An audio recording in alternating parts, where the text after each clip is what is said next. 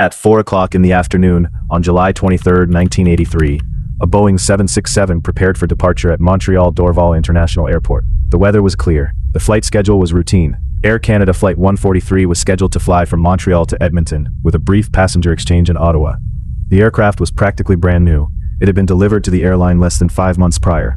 At the time, the Boeing 767 represented the leading edge of commercial aviation technology.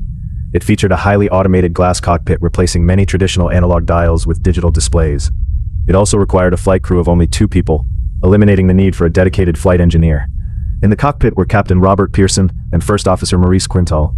Pearson was a highly experienced pilot with over 15,000 flight hours. Quintal was also a veteran aviator, logging over 7,000 hours in the air. Both men were competent, thoroughly trained, and deeply familiar with the operational standards of the airline. The intended plan for the day was straightforward. They would fly the first leg to Ottawa, offload a portion of the passengers, take on new passengers, and continue across the country to Edmonton. It was a standard transcontinental route. However, there was an underlying shift occurring within the airline's operations during this period. In 1983, Canada was in the middle of a nationwide transition to the metric system. Consequently, Air Canada was updating its fleet to align with this new standard. The new Boeing 767 was the first aircraft in the airline's inventory to calculate fuel in kilograms. All other aircraft in the Air Canada fleet still operated on the imperial system, measuring fuel in pounds. In commercial aviation, fuel is strictly measured by weight, not by volume. The energy content of jet fuel is determined by its mass. Volume fluctuates based on temperature. Fuel expands when warm and contracts when cold. Therefore, simply knowing the volume of liquid in a tank does not accurately communicate how much actual energy is available to the engines. A precise route requires a precise weight of fuel to ensure the aircraft can reach its destination safely. Before departure in Montreal, the flight crew encountered an equipment anomaly. The fuel quantity indicator system, the primary computer network that automatically calculates and displays the total weight of the fuel on board, was completely blank. In aviation, a malfunctioning gauge does not automatically ground an aircraft. There are established redundant procedures for this exact scenario. To determine the fuel level, the maintenance crew utilized dripsticks. These are manual, mechanical measuring tools located under the wings that allow ground crews to check the physical depth of the fuel in the tanks, much like checking the oil level in a car engine. The dripsticks provided a physical measurement, which was then converted into a total volume of liters using the aircraft's reference manuals. To verify they had enough fuel to reach Edmonton, the crew had to convert that total volume in liters into total weight in kilograms. This required a manual mathematical calculation using the specific gravity of the jet fuel. The calculation was performed. The numbers were checked. The crew determined they had 22,300 kilograms of fuel on board. This was calculated to be more than enough to complete the entire flight to Edmonton. They completed their pre-flight checklists. The dispatch paperwork was signed off by both the maintenance personnel and the flight crew. The passengers boarded the aircraft. Standard operating procedures were followed. The manual calculation was an officially approved method for dispatching an aircraft with an inoperative fuel gauge. Flight 143 departed Montreal without incident. The aircraft performed exactly as expected. The engines operated smoothly, and the automated flight systems guided the plane along its designated path. The brief stop in Ottawa went exactly according to schedule. After a short turnaround, the 767 took off again, climbing steadily to its cruising altitude of 41,000 feet, setting a course westward toward Alberta. At this point, the operation appeared entirely normal. The crew monitored their instruments, maintained communication with air traffic control, and managed the flight from a quiet, controlled environment.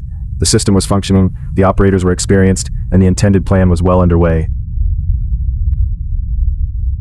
Above the remote wilderness of northwestern Ontario, Flight 143 maintains a steady cruising altitude of 41,000 feet. The aircraft flies over the Canadian Shield, a massive expanse of dense forests and thousands of lakes. It is an isolated region with very few settlements and limited options for commercial runways. The cockpit environment is quiet. The aircraft operates smoothly on autopilot.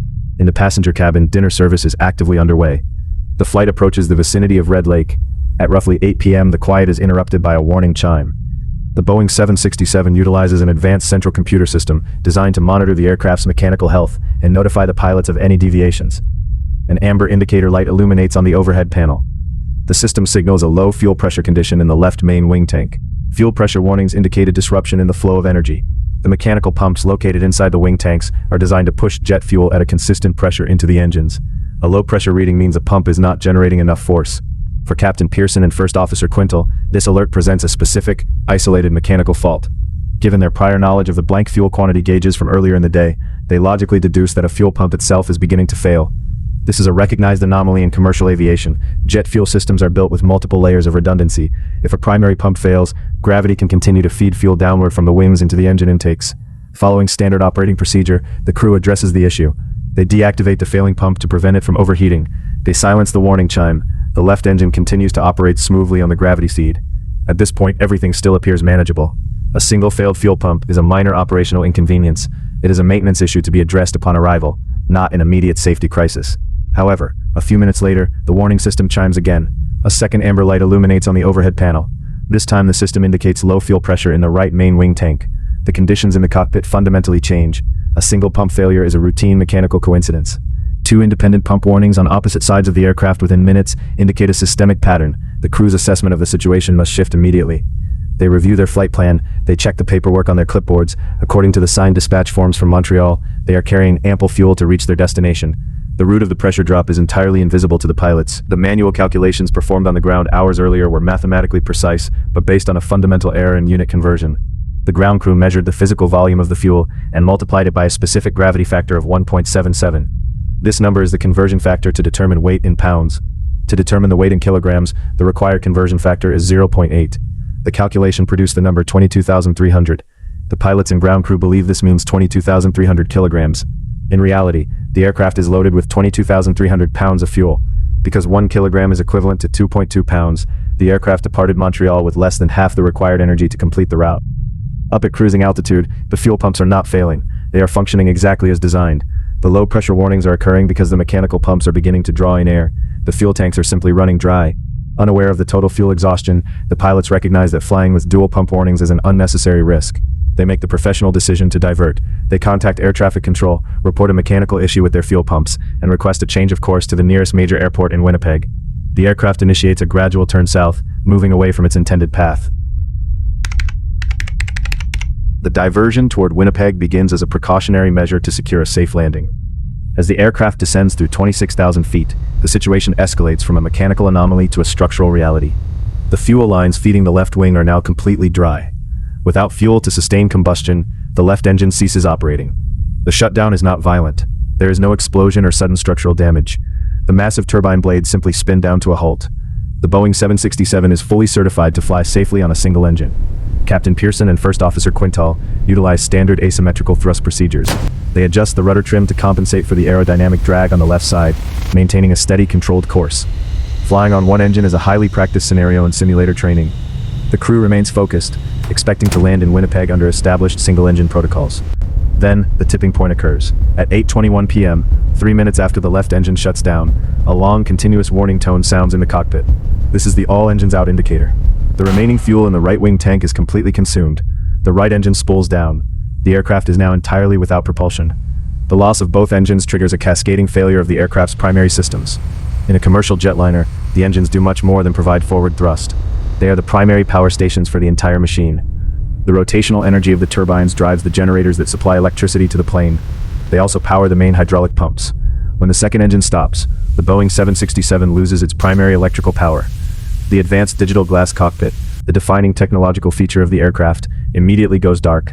The primary flight displays, the engine indicators, the navigational computers, and the transponder all power down. The transponder is the device that transmits the aircraft's identity and precise altitude to air traffic control. On the ground in Winnipeg, the detailed data block representing Flight 143 vanishes from the controller's radar screen, replaced by a simple primary radar blip, indicating only a physical location. The cockpit environment becomes completely silent save for the rush of air against the fuselage. Simultaneously, the aircraft loses its primary hydraulic pressure. The massive control surfaces on the wings and tail, the ailerons, elevators, and rudder, are too large and operate under too much aerodynamic load to be moved by physical human strength alone. They require hydraulic assistance. Without the engine-driven pumps, the pilots physically cannot steer the aircraft. The Boeing 767 is designed with a final failsafe for this exact scenario.